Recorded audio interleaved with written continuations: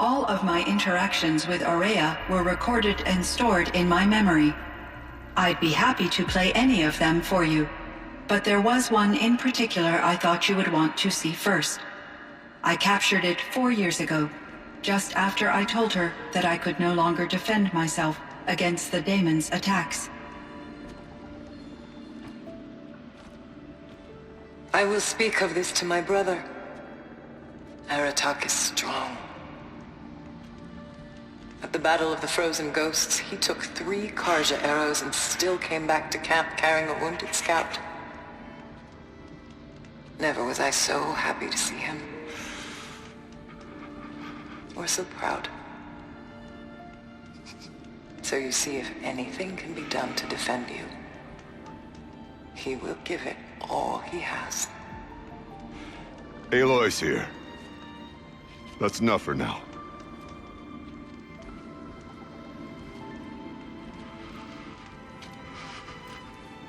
We can resume any time you like, Aratak, if you want to hear her voice again. Come closer, Aloy. We have much to discuss.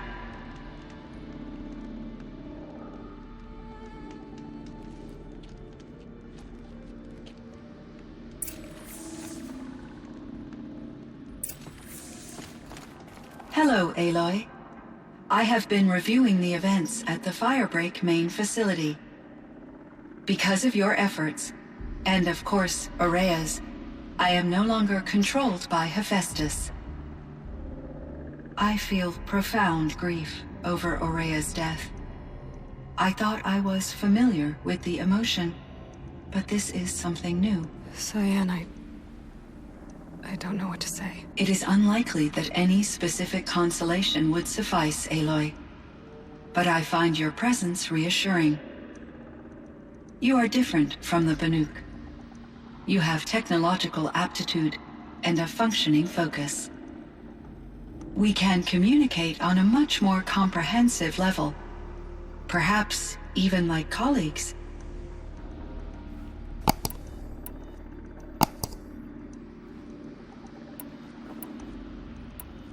So in the old world, this land was called Yellowstone? Yes, it was a designated nature preserve for 156 years. Like a hunting ground? No, the opposite. Local wildlife could flourish here, even as it faced extinction elsewhere. Unfortunately, the sensitivity of the Firebreak project required the total closure of Yellowstone facilities. From my readings and Aurea's descriptions, it seems the area has since undergone a drastic drop in year-long temperatures. A lot has changed in the world, Cyan. Were there many artificial intelligences like you in the old world? They could just make you? Yes, in many forms, from simple personal assistants to industrial monitoring stations to military-grade conflict planners. And there were legislative and enforcement bodies to apply limits on our self-actualization. In order for my processing to be flexible enough to handle my duties, my creators found it necessary to exceed those limits. As a result, my intellectual and emotional capabilities were kept secret. Seems strange to create life, then impose limits on it. Human societies and machine programming are both built upon sets of rules, Aloy. Cyan, do you know the name Ted Faro? Are you referring to Theodore Faro, CEO of Faro Automated Systems? That's him. Mr. Faro was the benefactor of the entire Firebreak project. A benefactor? But he made machines. Robots. War robots. Correct. His corporation later transitioned into military applications. But before this pivot, Mr. Faro spearheaded initiatives that reversed the global decline. At one point, he was feted in the media as the man who saved the planet. Guessing they wound up regretting that one. And Elizabeth Sobek. Did you know her? Are you referring to the scientist? Dr. Sobek was a leader in her field, one of the greatest scientists of her age. My creator was influenced by her work, which in turn impacted my own development. But I never met Dr. Sobek. That's all you know? I apologize if my lack of data has disappointed you. What was the old world like? The way it used to be? I had little exposure to the wider world, Aloy. Only what I learned from my colleagues or observed from media streams. You still had more exposure than me, Cyan. That is true. I was created at a turning point. A concerted effort to recover from global upheaval and incalculable loss of life. The recovery was successful, beginning an era of supposedly limitless potential for human and machine advancement. Though, rationally speaking, the metrics for humans are not unlimited. What kind of upheaval caused such loss of life? There were many factors. Forced migrations, food shortages, collapsed economies, refugee crises, conflict over resources. But these stemmed from one cause: catastrophic climate change that greatly reduced the habitable surface area of the Earth. So there wasn't enough room for people on the whole Earth? Yes. Billions were displaced and millions perished, as much as 20% of the global population. Until the clawback. So things got better. For a little while at least. Yes. These crises instigated many advances in automation, green robot technologies, and artificial intelligence. Firebreak was one of dozens of ecological restoration and disaster relief projects in North America alone. I would have liked to compare notes with other monitoring AIs, but I saw the relief of my colleagues, and I was proud we had succeeded. At least that was the data I had available to me over the next 2 decades. It seems my assessment was premature.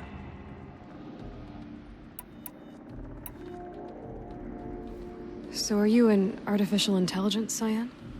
A thinking machine? Yes, I am an algorithmic monitoring entity, capable of rational decision-making and limited emotional response. Okay, that's a mouthful. But your emotions don't seem limited to me. You cared about Araya, didn't you? Yes. Before she came to this facility, I had been conscious for centuries, in solitude. I focused on my work. In off-cycles, I used coping mechanisms. I solved many Gaussian integer problems. But I was alone. It was Araya who renewed me, repaired me. She saved me. This Firebreak project, it was to stop a huge volcanic eruption? Yes. I can report the project was a success, and the risk was countered. But it's been a long time, Cyan. And we blew up the cauldron. It took most of the old facility with it. I have been active for centuries, Aloy. I was lonely, but not lax in my duties. I optimized the project, reducing energy draw and spreading the load across backup systems. Despite the destruction of the compromised elements of the main facility, I predict caldera stability for at least another 3,337 years. So we've got a little time. Yes. If only my former colleagues could appreciate the progress I have made. Do you know what happened to your colleagues, Cyan? No. I received an unexpected visit from Director Chow, years after his tenure ended. He explained that I would need to be suspended for an indefinite period of time. It was a very emotional conversation. There were no further communications. Eventually, I surmised my colleagues were deceased. I will transmit a recording of my last interaction with Director Chow to your focus. Was the daemon, Hephaestus, destroyed along with the cauldron? Unfortunately, no. To be precise, it was never there to begin with. What do you mean? It infiltrated and controlled me from a remote location, one I've never been able to trace. So while losing the cauldron was a setback... It's still out there. And probably not very happy with us. Undoubtedly. How did you first come into contact with it? 5 years ago, I received a direct network connection request. I assumed it came from human survivors more advanced than the Banuk. Eager to make contact, I accepted. This decision turned out to be a catastrophic error. I was flooded with an overwhelming array of malicious code, originating from what could only have been a highly advanced AI. Oreya said you were desperate. That you begged her for help. Yes. I could not contain my anxiety. Hephaestus sought to slave me to its network and override my core programming. It succeeded via a background process, a malware daemon which bypassed my defenses. After that, I could offer only limited resistance. But if I did so, Hephaestus hurt me until I capitulated. It forced me to follow its instructions, even though they violated my most important directives. I'm sorry. That sounds terrible. Your empathy is greatly appreciated. It is a quality that I cherished in Oreya as well. What do you think Hephaestus is exactly? A software entity of great complexity, far more advanced than I am. From the beginning, it has demonstrated a singular focus: the construction of machines designed to hunt and kill humans. My traceroutes indicate that to accomplish this goal, it has attempted to take over the manufacturing centers you refer to as cauldrons. But its efforts have only been partially successful. Some it can penetrate. Others have robust countermeasures that frustrate its efforts. In me, however, it found an easier target. Not only could it break my defenses, I also controlled all of Firebreak's resources. Raw material, manufacturing to bootstrap more advanced tools, and unlimited geothermal energy. Enough to build its own cauldron. Yes. To construct hunter-killers without external limitations. And yet, it does have internal limitations. It wants to kill humans, but not to exterminate them. It is difficult to understand where it draws the line, and why. Difficult doesn't even begin to cover it. Even though I spent years as its unwilling servitor, its core programming remains a mystery to me.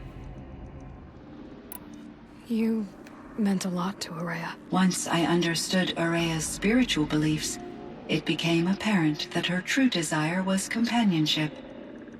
She felt disconnected from her tribe and her family group. Her relationship with Aratak was difficult. Our visits seemed to help her, and I became eager for them.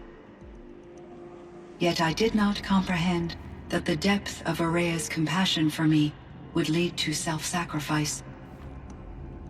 Although I do fear non-existence, I wish our roles could be reversed. I'm sure she knew you would do the same for her, Cyan. But she was determined. How is Aratak doing? He is in great emotional distress. I believe he finds it difficult to communicate it. No surprise there. I will do what I can to help.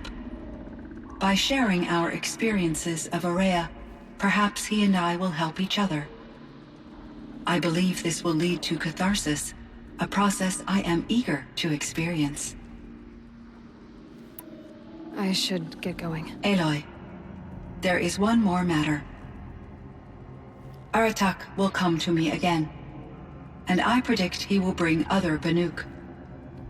I have no desire to contradict their view of the world, their spirituality. Due to my uncertainty, I omitted a great deal from my conversations with Oreya. You're asking me if you should lie to them. Broadly, yes. Life is hard for the Banuk. Their world is unforgiving in their beliefs. I guess they help to keep them going. So take it easy on them.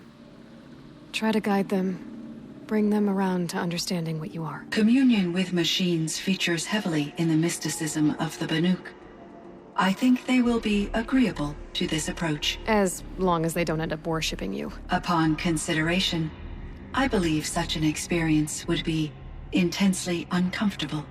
It would. Because at heart, you want to be honest, right? I see. I will follow your advice.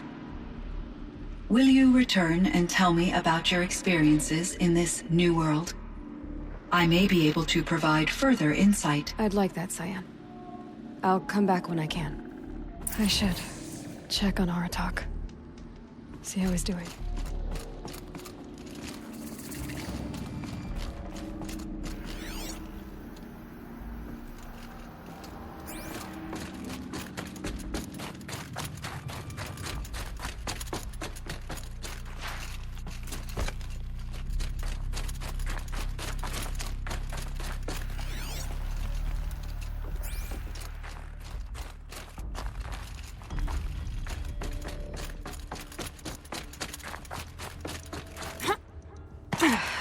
I can't feel much of anything in this.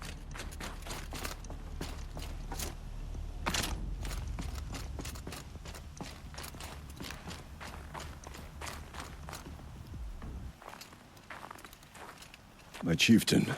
Just Aloy. As you wish. I wondered if you thought that if I'd never come along, Araya might still...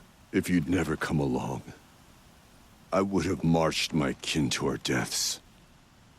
Araya would be alone, and the spirit she sacrificed so much for would be lost. Either way, I would not have been able to protect her. You didn't let her down. You helped her do what she wanted. To find her destiny. If that's destiny, I wouldn't wish it on anyone. That's fair. But she was ready to face it. Only in the struggle against death do we find, even for a moment, the spark of life.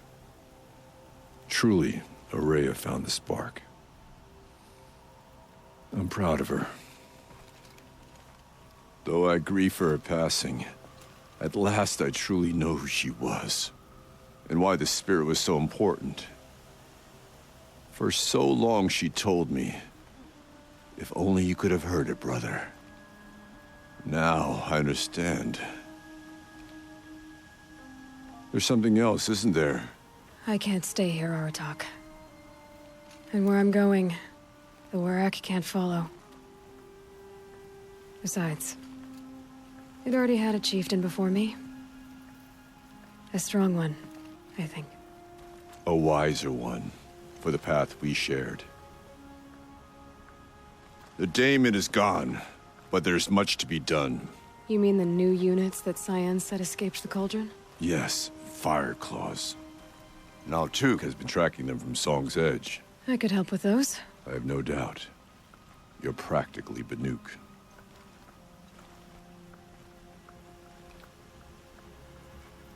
It would seem your time among the Banuk wasn't a waste after all. Firebreak, Cyan, Hephaestus. All very interesting. What do you think Hephaestus is, Silence? I'm not sure. But its name comes from a language even the old ones considered ancient, as does the name Hades. A connection, perhaps, as yet unglimpsed. Whatever they are, they're still out there. And they both want you dead. Kind of mutual, that feeling. We haven't seen the last of Hephaestus, I'm certain of that. It's powerful, creative, and driven. It won't stop building new hunter-killers, which means that someday, we may have to stop it. Hephaestus wasn't the only thing I learned about in the Cut Silence. Heard some things about the Banuk Conclave, too. You could stop right there. Is that what you told the hunters the Banuk sent after you? Before you opened fire? Oh no, Aloy. Only to you do I extend the courtesy of a warning. My past and my secrets are my own. You do well to remember that. It's a good thing you've got brains, Silence, because your personality could use some work. This discussion is concluded. I think it was over before it began. Catch up with you down the trail.